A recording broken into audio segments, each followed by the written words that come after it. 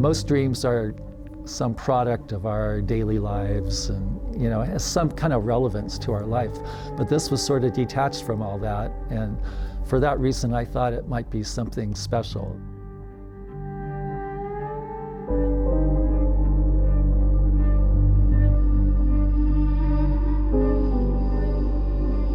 The products of this research were repackaged in a dream.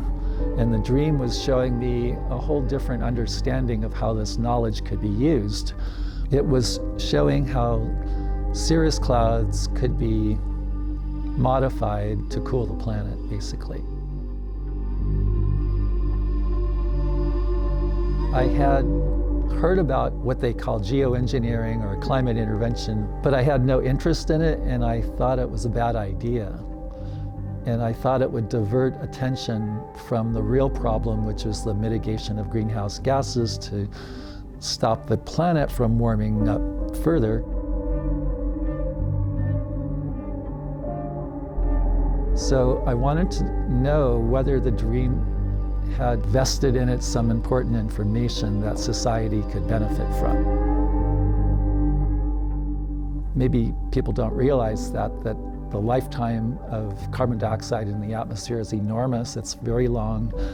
To really reduce it back to pre-industrial levels might take about 10,000 years or more. So in the short term, we might need a Band-Aid, which is a climate intervention method, or several perhaps, to keep the temperature on Earth cool enough so that we don't go into this gray zone called the tipping point zone, where we're gambling with the climate.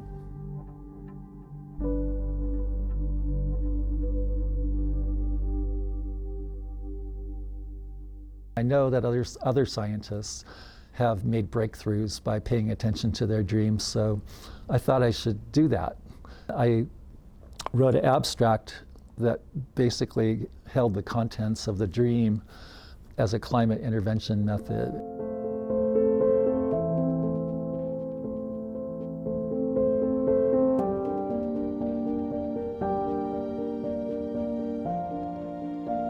So I learned this method called yogic action. You basically present something to the world and see how the world responds to it. So it's keeping your own expectations out of the process. You're just nudging it. You're kind of giving it a little kick.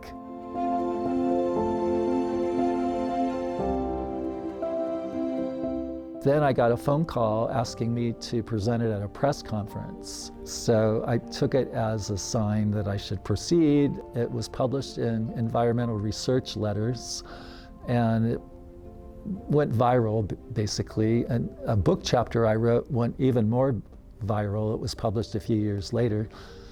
It became an issue in the scientific community, in other words. So this was the test, basically. This is just an example of how that process was exercised in this case, of letting the universe kind of respond to certain nudges, like you're testing the waters to see if something works, without having your ego involved, and your expectations and all that. So cirrus clouds have two different pathways that are producing the ice crystals. Scientists acknowledge there's two pathways, but they think one pathway is the only important one. And we've recently discovered that both pathways are important, and it's the thicker clouds that have two pathways. It's the thicker clouds that can be thinned. And the way you would do that is to do cloud seeding, just like we do in winter storms operationally, like DRI has an operational cloud seeding program. That's not new science or anything, that's well understood. You could do the same thing to a cirrus cloud, and it would change the ice formation mechanism in the cloud. So if you cloud seed or introduce ice nuclei, what they call ice nucleating particles, INPs, these INPs will change one of the pathways so that you only have one pathway for the ice formation process. And that'll make the cirrus cloud thinner. What that means is that the heat trapping capacity of the cirrus cloud will be weakened. So more of the heat or thermal energy that the Earth radiates to outer space, more of that thermal radiation passes through the cirrus cloud to outer space because the cloud is now thinner. And that's the cirrus cloud cooling effect. So you might use an analogy like a car, like you're inside your car with all the windows closed on a hot summer day and you're just sweating bullets, you're really overheated.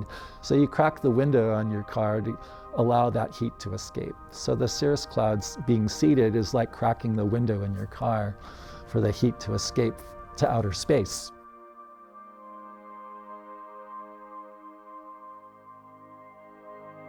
So in a way, science is the pursuit of physical truth, and then there's other levels of truth outside of that come into the picture as well.